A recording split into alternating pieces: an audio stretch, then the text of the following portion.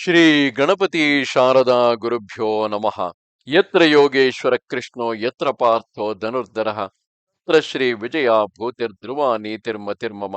ಶ್ರೋತೃಗಳಿಗೆ ಶ್ರೀ ಅಳಸಿಂಗರಾಚಾರ್ಯ ವಿರಚಿತ ಶ್ರೀ ವ್ಯಾಸ ಮಹರ್ಷಿ ಪ್ರಣೀತ ಶ್ರೀಮನ್ ಮಹಾಭಾರತದ ಉದ್ಯೋಗ ಪರ್ವದಲ್ಲಿ ಧೃತರಾಷ್ಟ್ರನು ಭಗವಂತನನ್ನು ಕಾಣುವುದಕ್ಕೆ ಸಾಧನವೇನೆಂದು ಕೇಳಲು ಸಂಜಯನು ವ್ಯಾಸನ ಅನುಮತಿಯಿಂದ ಉತ್ತರವನ್ನು ಹೇಳಿದುದು ಎಂಬ 68ನೆಯ ಅಧ್ಯಾಯಕ್ಕೆ ಸ್ವಾಗತ.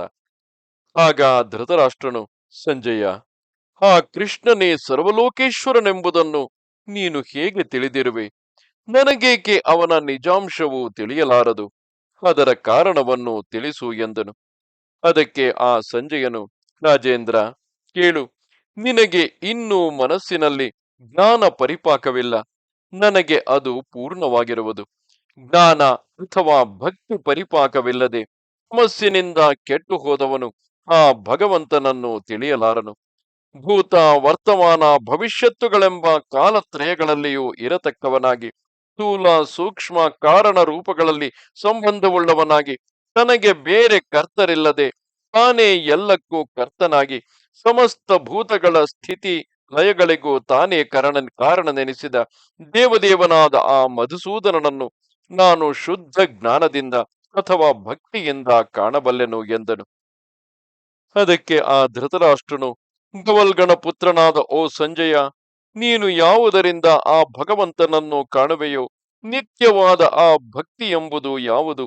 ಅದರ ಕ್ರಮವು ಹೇಗೆ ಎನ್ನಲು ಸಂಜಯನು, ಮಹಾರಾಜ, ನಿನಗೆ ಮಂಗಳವಾಗಲಿ.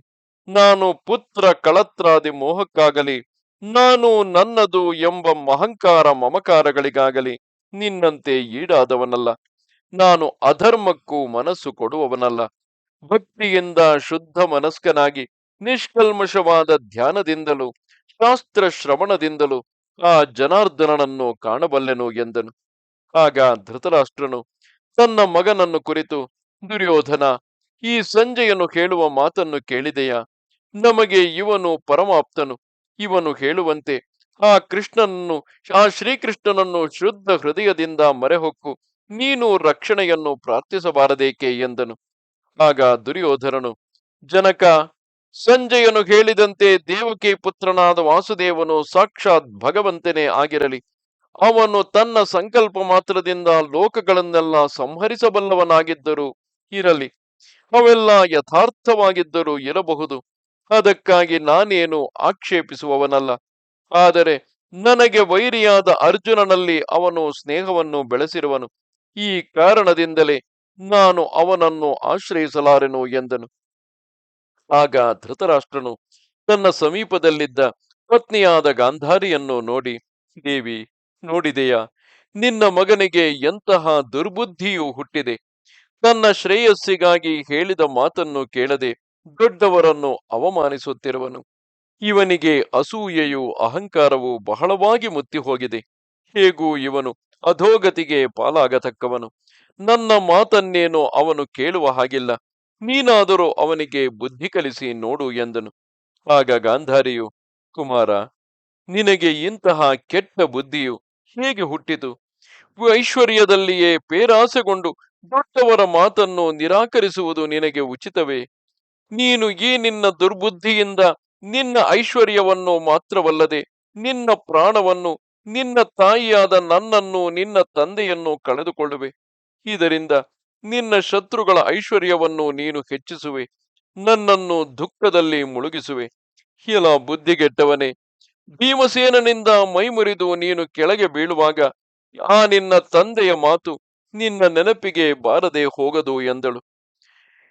ಈ ನಡುವೆ ಅಲ್ಲಿದ್ದ ವ್ಯಾಸ ಮಹಾಮುನಿಯು ಧೃತರಾಷ್ಟ್ರನನ್ನು ನೋಡಿ, ರಾಜ, ನಾನೊಂದು ಮಾತನ್ನು ಹೇಳುವೆನು. ನೀನೇನೋ ಆ ಶ್ರೀಕೃಷ್ಣನಿಗೆ ಪ್ರೀತಿಪಾತ್ರನೇ. ಇದಲ್ಲದೆ ಪರಮ ಸಾಧುವಾದ ಈ ಸಂಜಯನು ನಿನಗೆ ದೂತನಾಗಿರುವುದರಿಂದ ಹೇಗಾದರೂ ಅವನು ನಿನ್ನ ಶ್ರೇಯಸ್ಸಿಗೆ ಪ್ರಯತ್ನಿಸುವನು.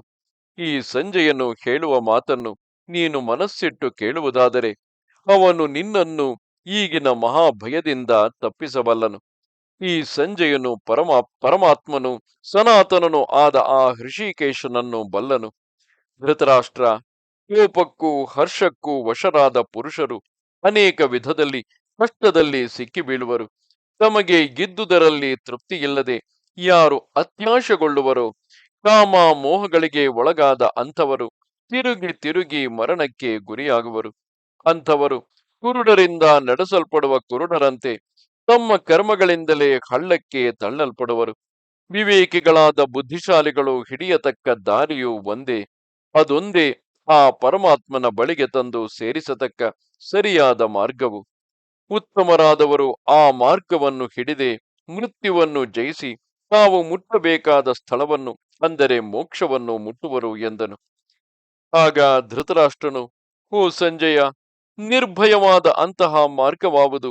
ಆ ಹೃಷಿಕೇಶನ ಅನುಗ್ರಹದಿಂದ ಮೋಕ್ಷಕ್ಕೆ ಸಾಧಕವಾದ ಆ ಮಾರ್ಗವನ್ನು ನನಗೆ ಸ್ಪಷ್ಟವಾಗಿ ತಿಳಿಸು ಎಂದನು.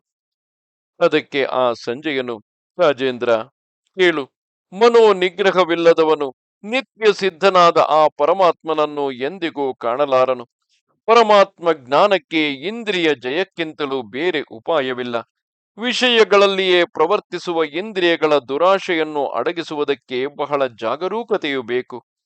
ಪ್ರಮಾದ, ಅಂದರೆ ಎಚ್ಚರ ತಪ್ಪದಿರುವುದು, ಅಹಿಂಸೆ, ಇವೆರಡೂ ಜ್ಞಾನಕ್ಕೆ ಮೂಲವೆನಿಸಿದೆ. ಆದುದರಿಂದ ಓ ರಾಜ, ನೀನು ಬೇಸರಗೊಳ್ಳದೆ ಇಂದ್ರಿಯಗಳನ್ನು ಅಡಗಿಸಿಡುವುದಕ್ಕೆ ಪ್ರಯತ್ನಿಸು. ನಿನ್ನ ಬುದ್ಧಿಯು ಕಾಮ ಮೋಹಾದಿಗಳ ಕಡೆಗೆ ಎಳೆಯಲ್ಪಡದಂತೆ ಎಚ್ಚರದಿಂದಿರು. ಇಂದ್ರಿಯಗಳನ್ನು ಸಿಕ್ಕಿದ ಕಡೆಗೆ ಹೋಗದಂತೆ ಅಡಗಿಸಿಡುವುದೇ ಜ್ಞಾನವೆಂದು ಜ್ಞಾನಿಗಳು ಹೇಳುವರು. ಇದೇ ವಿದ್ವಾಂಸರು ಹೇಳುವ ಉತ್ತಮ ಮಾರ್ಗವು. ರಾಜೇಂದ್ರ, ಇಂದ್ರಿಯಗಳನ್ನು ಜಯಿಸಲಾರದ ಮನುಷ್ಯರಿಗೆ ಆ ಪರಮಾತ್ಮನು ದೊರೆಯಲಾರನು.